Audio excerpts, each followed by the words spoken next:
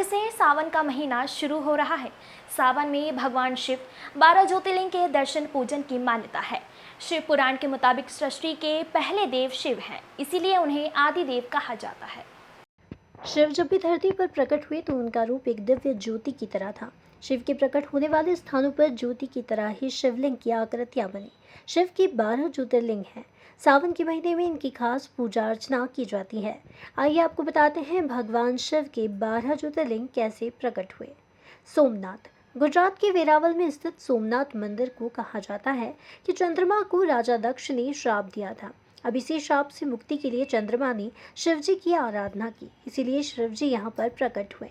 इसीलिए इन्हें सोमनाथ कहा जाता है। मल्लिकार्जुन।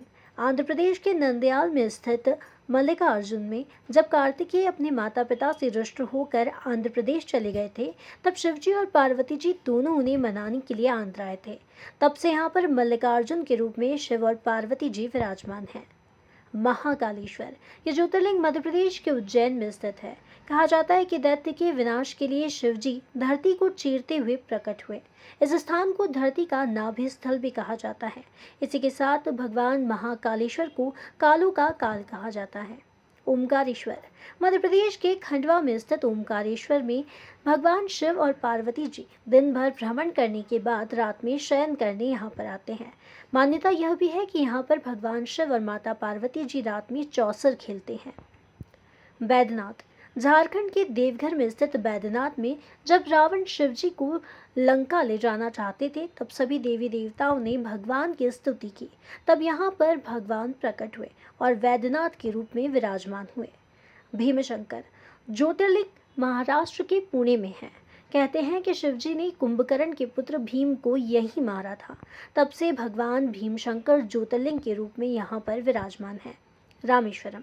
तमिलनाडु के रामनाथपुरम में रामेश्वरम ज्योतिर्लिंग है। कहा जाता है कि रामायण काल में सेतु बनाने से पहले भगवान राम ने शिवजी को यहाँ पर स्थापित किया था। तब से यह ज्योतिर्लिंग रामेश्वर के नाम से स्थित है। नागेश्वर। गुजरात के द्वारका में स्थित ज्योतिर्लिंग की मान्यता है कि यहाँ पर शिवजी ने दारुक नाम के राक्षस का वध किया था। तभी से इस ज्योतिर्लिंग को नागेश्वर कहा गया है। काशी विश्वनाथ। ये ज्योतिर्लिंग उत्तर प्रदेश के वाराणसी में है। पुराणों की 7 पवित्र नदियों में से एक। काशी विश्वनाथ। ये ज्योतिर्लिंग उत्तर प्रदेश के वाराणसी में है। पुराणों की 7 पवित्र नगरियों में से काशी को एक माना जाता है।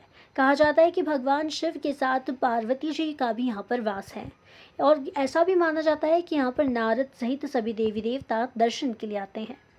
त्र्यंबकेश्वर। महाराष्ट्र के नासिक में ब्रह्मा विष्णु महेश तीनों विराजमान हैं।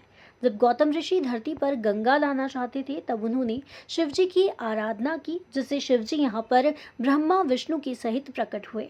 इसीलिए इस स्थान को त्र्यंबकेश्वर कहा जाता है। केदारनाथ। उत्तराखंड के चमोली में ज्योतिर्लिंग की मान्यता के अनुसार यहाँ पर पांडवों ने कौरवों की हत्या के पाप से मुक्ति पाने के लिए शिवजी की आराधना की थी। तब शिवजी ने उन्हें यहीं दर्शन दिए। यहीं पर पांडवों को मुक्ति मिली और वे स्वर्ग चले गए। तभी से इस स्थान का नाम केदारनाथ हुआ। घृष्णेश्वर। महाराष्ट्र के संभाजी नगर में यहाँ शिवजी ने अपने एक भक्त घुष्मा को दर्शन दिए थे। तभी से यहाँ पर घृष्णेश्वर ज्योतिर्लिंग के रूप में विराजमान है।